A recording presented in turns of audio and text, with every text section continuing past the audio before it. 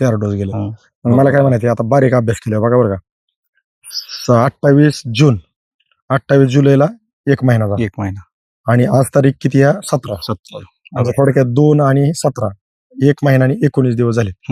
पूर्वावस्थेचे shooting काढून आणि photo काढून 28 जूनला फोटो काढलेत 28. व्हिडिओ बरोबर आहे ना कोकरेचा. बरोबर. तर आज 17 ऑगस्ट आहे म्हणजे 1 महिना आणि 19 दिवस झाले. आणि मग त्यावेळेस उंची किती आहे, त्याची वाढ किती आहे. साहेब नमस्कार. नमस्कार. आपलं नाव आणि पत्ता सांगा बरं थोडक्यात. माझं नाव हनुमंत शिंदे, कंपोस्ट बेटरगाव, तालुका करमाळ, जिल्हा सोलापूर. ओके. ही जी आपली केळीची लागण आहे ह्याला लावून आज किती दिवस झाले? ही जी लागण आहे ते 2 जून 2026 रोजी केलेली आहे. आज 25 दिवसचा प्लॉट झालेला आपला. आजची तारीख किती आहे? 28 जून सॉरी 28 जून 2026 म्हणजे ह्या प्लॉटला आज 26 दिवस झालेत. आणि किती झाड आहेत आपली ही? आपली ही 2000 झाड आहेत. 2000 झाड आहेत. आणि किती बाय कितीची लागण आहे? 6-5 वर लागण केली. 6-5 वर लागण आहे. झाडं किती आहेत आपली ही?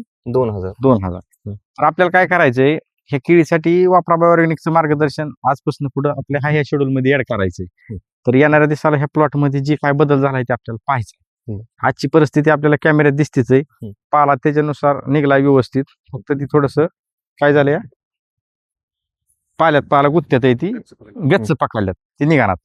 तर आपल्याला येणाऱ्या दिवसात पाहायचंय ह्या प्लॉट मध्ये काय काय बदल होतात ती. तुमची काय अपेक्षा ह्या प्लॉट मध्ये काय बदल झाला पाहिजे? बदल पानामध्ये अंतर पडलं पाहिजे आणि बुंदे सायजिक झाली पाहिजे. बरोबर. तर येणाऱ्या दिवसात आपण तीच पाहू. ह्याच ठिकाणी लोकेशन न खाली होता आपण जिथं उभा राहिलो ही तुमची अशी एकदम सरळ प्लॉटच्या कडेने वाट केली तुम्ही रानात या जायला काल काढायला जायला. आणि त्या कडेची एक रांग आहे, या 2 नंबर रांगाच्या आपण इथं उभा आहे. बांधापासून ही 2 नंबरचं झाड आणि रांग आहे ती 2 नंबरची. आणि ती बांधापासून जी बांधाची रांग आहे ती 1 2 3 अशी 3 पहिल्या रांगेत 3 झाड आहे ती आणि दुसऱ्या रांगेतलं एक तुटाळ झाले. बरोबर आहे का नाही? म्हणून आपण 3 नंबरच्याच रांगेत आहे पण इथं एक तुटाळ झाल्यामुळं 2 नंबरच्या झाडापाशी उभा आहे. तर आपल्याला ह्याच ठिकाणी येणाऱ्या एक 25 ते 30 दिवसांनी किंवा 1 महिन्या 1.5 महिन्यानी ज्यावेळेस ती येईन त्यावेळेस तारीख येईनच ती प्लॉट मध्ये जे काय काय बदल झालाय ते आपण पाहू. ओके. दिलेल्या माहितीबद्दल धन्यवाद. ओके.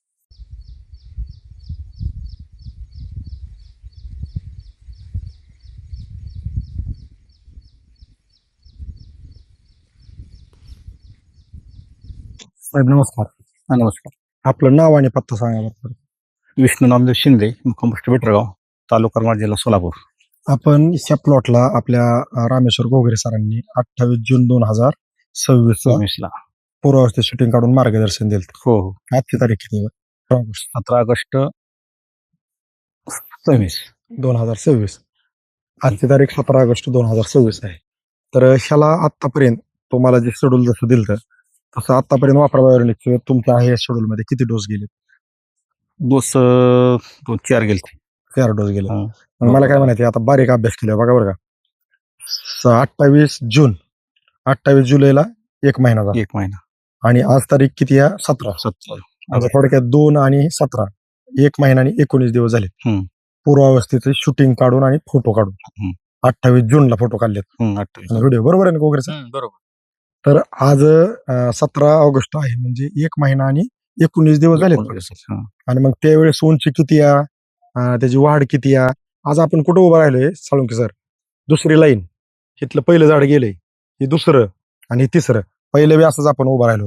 आणि ह्या मार्गदर्शन घेण्या अगोदर तुमची त्या पंपाच्या पलीकडून कंदर मधल्या स्थिती आहे तिथं आपण तुम्हाला आणि तुमचे नातेवाईक काय दोघांना. तर त्या रिझल्ट वरती थोडक्यात अनुभवावर ते अनुभव आल्यामुळे तुम्हाला मग आपलं बिंदास घेतलं. आता जे काही केळी क्षेत्रातले शेतकरी ज्यांचं केळी लागण केल्यावर वय खाती खालीवर होती, बारीक मोठी राहते, गच्चा धरती, व्हायरसला बळी जाते. तर तुम्ही आता कंदर भाग म्हणजे थोडक्यात आपलं महाराष्ट्रातलं कंदर हे थोडक्यात हब बनलंय केळीचं. की जळगावला बी आम्ही गेल्यावर कंदर नाव पहिलं निघत. म्हणजे आम्ही जळगावला जातो ना, जळगाव, यावल, रावेर, जामनेर सगळं तिथं. तर त्यात पहिलं कंदर नाव येतं की कंदर करमाळ तालुका हा तुमचा सोलापूर जिल्हा केळीमध्ये आमच्यापासून पण अग्रेसर झालेला असं नाव निघत. तर आता ही कंदर भागातले तुम्ही बागायतदार आहेत, तुम्हालाच मुद्दाम काही गोष्टी काय विचारतोय. अनुभव पहिला बी आहे आणि आज बी तिथं अनुभवाच्या पुढेच उभा आहे. आता जर बघितलं तर आपल्या डोकीला ही केळी लागती.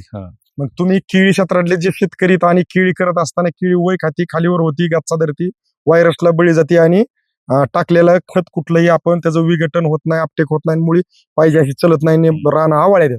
तर त्या शेतकऱ्यांसाठी सल्ला संदेश काय असेल किंवा वापरा बायोरेनिक निसंकोचपणे वापरलं पाहिजे, निस्वार्थपणे वापरलं पाहिजे का ह्याच्यावर शंका घेऊन फक्त व्हिडिओज पाहत राहिलं पाहिजे? नाही, तुमचं मत शंका काय? घ्यायची काही गरजच नाही.